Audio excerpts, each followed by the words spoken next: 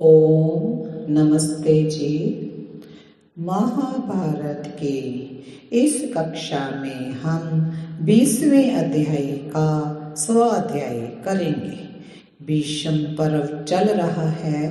पिछली कक्षा में हमने देखा था कि कौरव और पांडवों के बीच जो युद्ध चल रहा है कुरुक्षेत्र के मैदान में, उसमें भीमसेन ने धृतराष्ट्र के 8 पुत्रों का वध किया। दुर्योधन भीष्म के साथ युद्ध संबंधी वार्तालाप करते हैं कि किस तरह से पांडवों पर विजय पाई जाए। आज हम देखेंगे कौरव और पांडव सेना का जो घमासान युद्ध चल रहा है। इरावान शकुनी के भाइयों का कैसे वध करता है और अलम्बुश कैसे इरावान का वध करता है। घटोत्कच और दुर्योधन का युद्ध भी जानेंगे।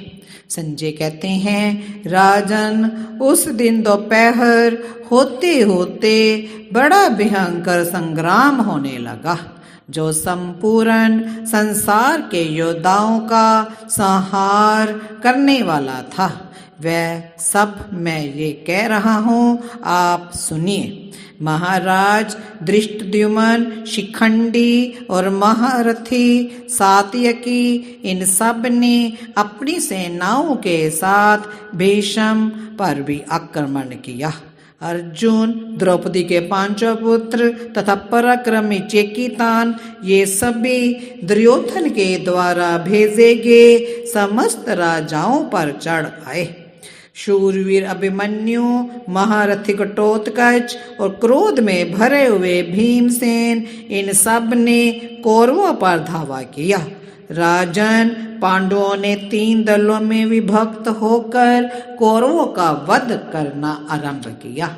इसी प्रकार कौरव भी समर भूमि में शत्रुओं का नाश करने लगे। राजन, जिस समय बड़े बड़े वीरों का विनाश करने वाला वह भयंकर युद्ध चल रहा था, उसी समय शकुनी के शूरवीर भाई युद्ध के मुहाने पर जा निकले।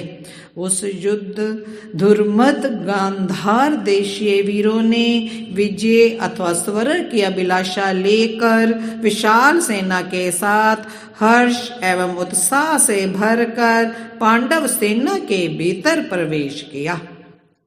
तब उन्हें सेना के भीतर प्रविष्ट हुआ देख पराक्रमी इरावान ने भी तीखी तलवार और ढाल निकाल कर युद्ध में सुबल पुत्रों को मार डालने की इच्छा से तुरंत उन पर पैदल ही धावा किया और कभी दाहिने और कभी बाएं हाथ में तलवार घुमाकर उसके द्वारा शत्रुओं के अंगों को छिन्न भिन्न कर दिया। फिर उन सब के आयुधों और भूषण भूषित भुजाओं को भी उसने काट डाला। इस प्रकार अंग अंग कट जाने से वे प्राण शून्य हो मरकर धरती पर गिर पड़े। उन सब को मार गिराया देख दुर्योधन भयभीत हो उठा। वह अत्यंत क्रोध में भरकर भयंकर दिखने वाले राक्षस अलम्बुश के पास दौड़ा। वह राक्षस शत्रुओं का दमन करने में समर्थ, मायावी और महान धनुर्धर था। पूर्व काल में किए गए बकासुर वध के कारण वह भीमसेन का वैरी बन बैठा था। दुर्योधन बोला, वीर देखो, अर्जुन का ये बलवान पुत्र बड़ा मायावी है। इसने मेरा अप्रिय करने के लिए मेरी सेना का संहार कर डाला है। तात, तुम इच्छानुसार चलने वाले और माया में वस्त्रों के संचालन में कुशल हो। कुंती कुमार भीम ने तुम्हारे साथ वैर भी किया है, अतः तुम युद्ध में इस इरावान को मार डालो। संजय कहते हैं, बहुत अच्छा कहकर वह भांडा दिखाई देने वाला राक्षस सिंहनाद करके जहां नव युवक अर्जुन कुमार इरावान था उस स्थान पर गया। रणधुर्मर्द राक्षस अलम्बुश को अपने ऊपर आक्रमण करते देख महाबली इरावान भी उस पर टूट पड़ा। एक बार जब वह दुर्बुद्धि राक्षस अति निकट आ गया, तब इरावान ने अपने खड्ग से उसके देदीप्यमान धनुष और तरकश को शीघ्र ही काट डाला। तब तो महाबली अलम्बुस ने अत्यंत क्रोध और वेग प्रकट किया तथा तलवार के द्वारा इरावान के मस्तक को काटकर भूमि पर गिरा दिया। इस प्रकार राक्षस के द्वारा अर्जुन के वीर पुत्र इरावान के मारे जाने पर राजा दुर्योधन सहित आपके सभी पुत्र शोक रहित हो गए। राजन, उधर इरावान को युद्ध भूमि में मारा गया देख भीमसेन का पुत्र राक्षस घटोत्कच बड़े जोर से सिंहनाद करने लगा। भयंकर गर्जना द्वारा करके काल, अंतक और यम के समान क्रोध में भरे हुए उस राक्षस ने भीषण रूप बनाकर आपकी सेना का संहार आरंभ किया।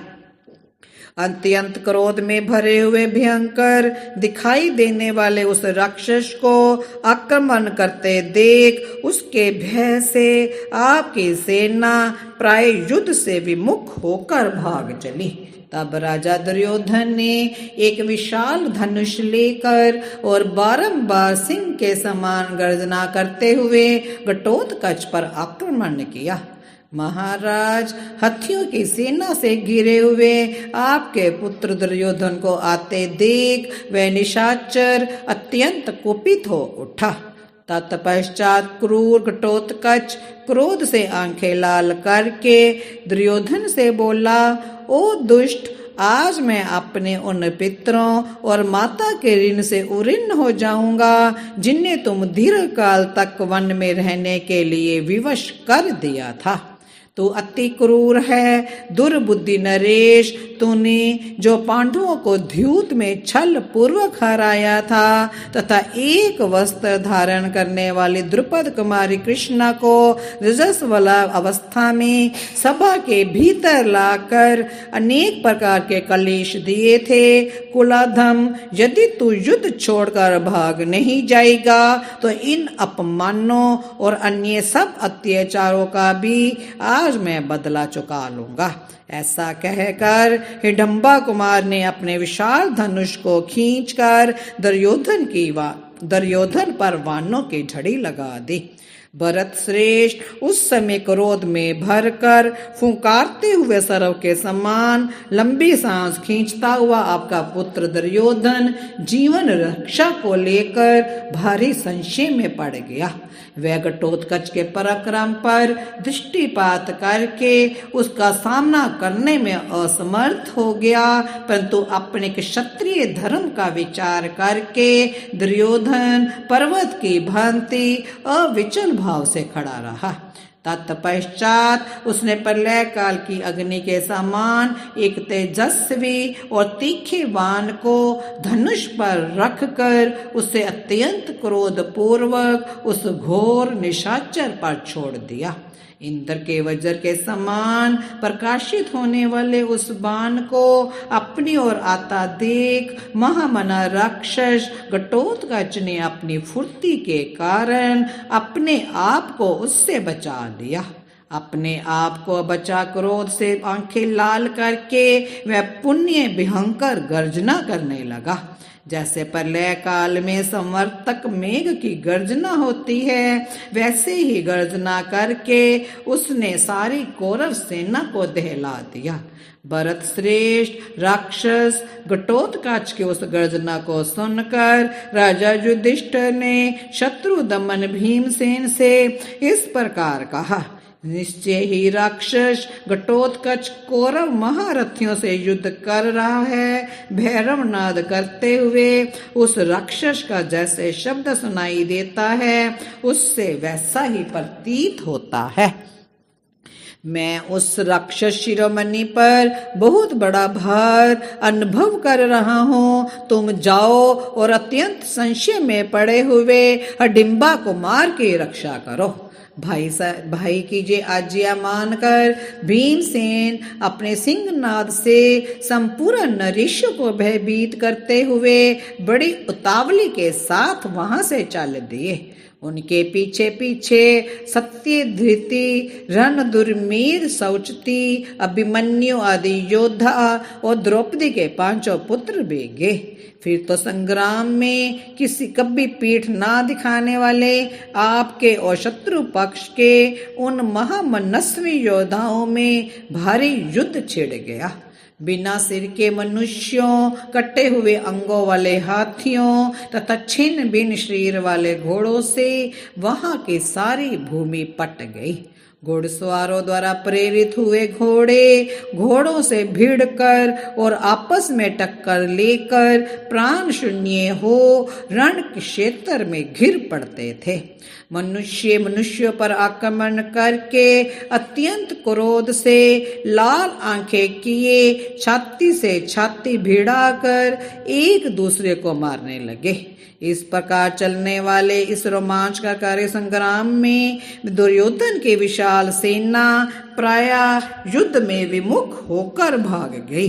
इस तरह आज हमने देखा कि किस तरह ये युद्ध चल रहा है और इस युद्ध में जो अर्जुन का पुत्र है इरावन, कैसे उसने मार डाला है दुर्योधन का जो एक राक्षस है, तो और किस तरह दोनों में घमासान युद्ध बहुत हम ये कहें विनाश की ओर जा रहा है और कौरव सेनाएं भी डर रही हैं, भयभीत हुई हैं। आज इतना ही।